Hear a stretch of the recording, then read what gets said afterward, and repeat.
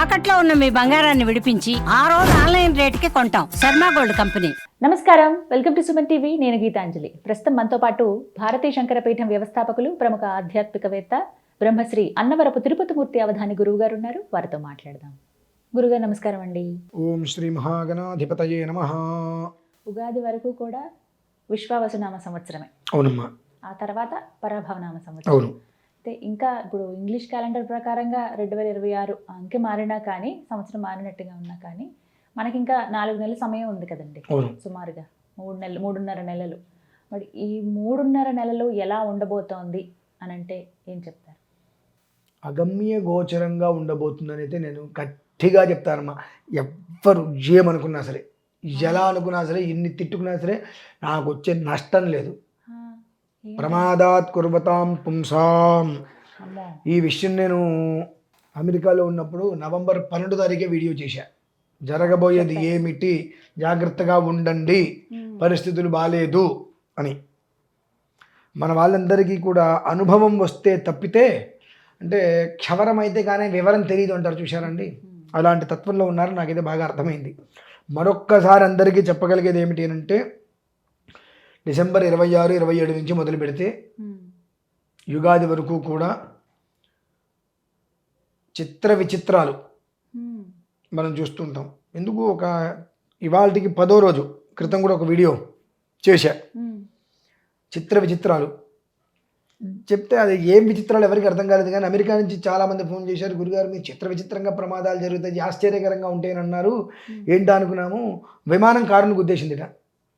Road మీద ఉన్న కారును విమానం గుద్దిందిట. ఇవన్నీ అందులో పంపించారు. చాలా విచిత్రంగా ఉండండి, అలానే ఉన్నాయి అని అన్నారు.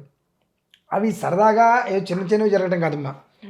ఊహకందనివి, అక్రమ సంబంధాలకు సంబంధించిన వాటిల్లో ఒక రికార్డు స్థాయికి వెళ్తాం. ఒక వావి ఒక వరస లేకుండా. ఇది అంటే వీళ్ళు ఎవరు, వాళ్ళెవరు, వీళ్ళేంటి, వాళ్ళేంటి ఏమీ లేకుండా డబ్బు ప్రధానంగా వెళ్ళిపోయి శరీరానికి సౌఖ్యమే ప్రధానము, అవతల వాళ్ళు ఎవరైతే ఏంటి అనేటువంటి స్థితిలో విచ్చలవిడిగా చాలా మనం చూస్తాం, వింటాం వికృతంగా. అసలు వావేంటి వరసేంటి ఏమీ లేకుండా కూడా దరిద్రమైనవి కొన్ని చూస్తాము. తద్వారా జరిగేటువంటి కొన్ని ప్రాణ నష్టాలు ఉంటే, విచిత్ర ఘటనలో కొన్ని ప్రమాదాలు జరుగుతాయి. అంటే ఏంటి ఇట్లా ఎలా జరుగుతున్నాయని కూడా మనం చూస్తే ముందు అది నిజమా అని అనిపిస్తుంది మనకే. అటువంటి విచిత్ర సంఘటనలు జరుగుతాయి. అగ్నిపర్వతాలు కూడా మన దేశమనే కదమ్మా, మొత్తం యావత్తులో జలప్రలయాలు వస్తాయి, విస్ఫోటనాలు జరుగుతాయి. దీనికి మన దేశం అంతకు మించి ఎక్కువగా వర్షాభావ ప్రభృతి అని చెప్పి నేను అమెరికాలో ఉన్నప్పుడు ఆ వీడియో ఒకసారి మీరు చూడండి తెలుస్తుంది. నేటి మొదలు 7 రోజుల్లో జరిగే ప్రమాదాలు ఇవే అన్నాను. హైదరాబాద్ మొత్తం మునిగిపోయింది కదండి. సుమారుగా అమెరికాలో ఉన్నప్పుడు 800 కాల్స్ వచ్చాయి ఒక్క రోజులో. గురుగారు దీని నుంచి ఎలా మీరు ఆ వీడియో పంపించారు, నేను చేసిన వీడియో నాకే పంపించి, చెప్పింది జరగట్లా, జరగబోయేవి చెబుతున్నాం. దాని నుంచి మనం బయటపడేటువంటి మార్గం అన్వేషించాలి. దాన్ని మనం పట్టించుకోవట్లా. ఆ మార్గాన్ని మనం తెలుసుకుంటే మన జీవిత గమ్యం మనకు అర్థమవుతుంది. కానీ 4 నెలలు మాత్రం చాలా అంటే చాలా జాగ్రత్తగా ఉండాలి, తప్పదు. ఇలా ఉన్న దాని మీద బాలు పెడితే ఎప్పుడు పడుతుందో ఎటు పడుతుందో కూడా తెలియదు. ఈ పైన పెట్టారండి బాలు, ఇలా ఉంది, అక్కడ బాలు పెట్టారు మీరు, ఎటో ఒకటి పడుతుంది, ఎటు పడుతుందో ఎట్లా పడుతుందో ఎవరికి తెలియదు. అలాంటి ఒక్క స్థితి అనేటువంటిది చాలా ఎక్కువగా ప్రబలుతుంది. అలానే కొన్ని వ్యాధులు, దాని పేరేంటో కూడా తెలియనటువంటి చికాకు తత్వం ఏర్పడుతుంది. మళ్ళీ ఒకసారి మనం హైదరాబాద్లో పడవలు వేసుకుని తిరగాల్సిన పరిస్థితి ఉన్నది.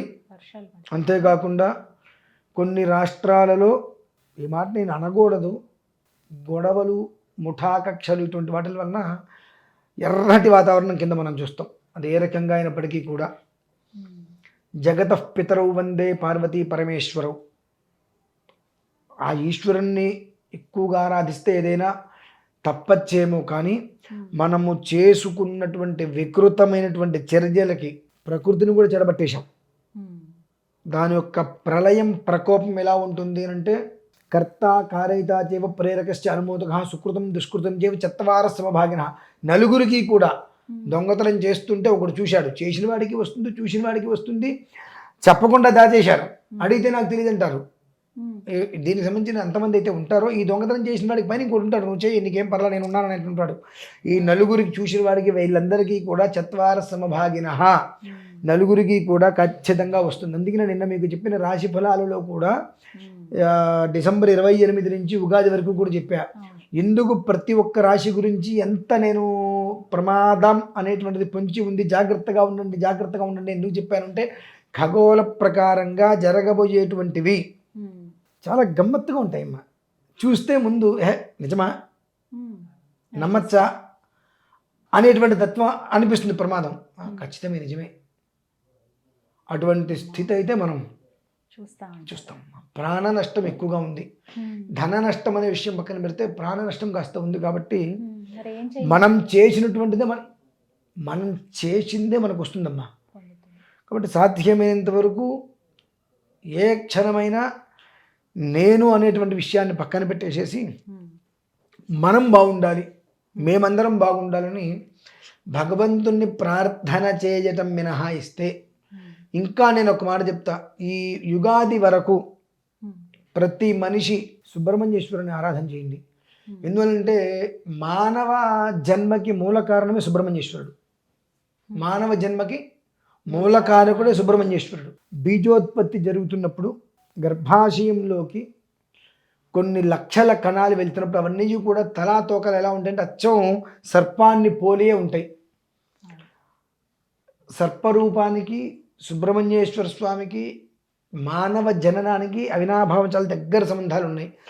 కనుక ఆయనని అయినంత వరకు స్వామి, హే స్వామి కరుణాకర దీనబంధో అనుకుంటూ ఈశ్వరుని తెలుసుకుంటూ సుబ్రహ్మణ్య కళావరంభ స్తోత్రం, ఆ స్తోత్రాన్ని పారాయణ చేసుకుంటూ ఏదో ఒక రకంగా సుబ్రహ్మణ్యేశ్వర స్వామిని ఆరాధన చేసుకుంటూ యుగాది వరకు ఉండగలిగితే పర్లేదు. అంత ప్రమాదం జరిగినా డబ్బు పోతే పోయింది, ప్రాణాలు నిలిచాయి, ఆస్తి మళ్ళీ సంపాదించుకుంటాం, మనకు ప్రాణాలు నిలబడ్డైనటువంటి స్థితి మనకు ఏర్పడాలంటే ఇప్పుడు కాపాడేటువంటి వాడు వేలాయుధాన్ని పట్టుకొని నిలబడి వచ్చేటువంటి ప్రతి ఒక్కదాన్ని కూడా క్రౌంచ పర్వతాన్ని సంధించిన వాడు అలా నిలబడి అన్నిటిని ఆపగలిగేటువంటి శక్తి సుబ్రహ్మణ్యేశ్వరుడికి ఉంది. కనుక ఈ ఒక 4 నెలలు యుగాది వరకు ప్రతి మనిషి నచ్చినా నచ్చకపోయినా సుబ్రహ్మణ్యేశ్వర స్వామిని ఏదో ఒక రకంగా ఆరాధించి బయటపడాలి అని నేను మనస్ఫూర్తిగా కోరుకుంటున్నానమ్మా. మీరు గమనించరు, నిన్న నేను చెప్పిన 12 రాశి ఫలాలకు సంబంధించి డిసెంబర్ 28 నుంచి యుగాది వరకు చెప్పిన ప్రతి దాంట్లో దాదాపుగా సుబ్రహ్మణ్యేశ్వరుని ఆరాధన చేయమని చెప్పా. అనుసంధానం నాకు తెలుస్తుంది. ప్రతి దాంట్లో సుబ్రహ్మణ్యేశ్వరు ఏ దేవతని ఏ సమయంలో ఎప్పుడు ఎలా కొలుస్తే అది మనకు యోగంగా ఉంటుంది. నేను 28, 29 తర్వాత 28 నుంచి అనేటువంటి విషయం ఎందుకు చెప్పానంటే అమ్మా 31 దగ్ధ ద్వాదశి అక్కడి నుంచి మొదలవుతుంది. దగ్ధ ద్వాదశి అంటే మొత్తం దహించుకుపోవటం ఆ రోజు నుంచి ప్రారంభమవుతుంది. ఒక్కొక్కటి. కనుక జాగ్రత్త పడండి. నిన్నిసార్లు చెప్తున్నాం. మేము మా ఇంటి దగ్గర నుంచి కారు వేసుకోను బంద్ వేసుకొని ఇక్కడి వరకు వచ్చి చెప్పడం మాకేం పిచ్చా?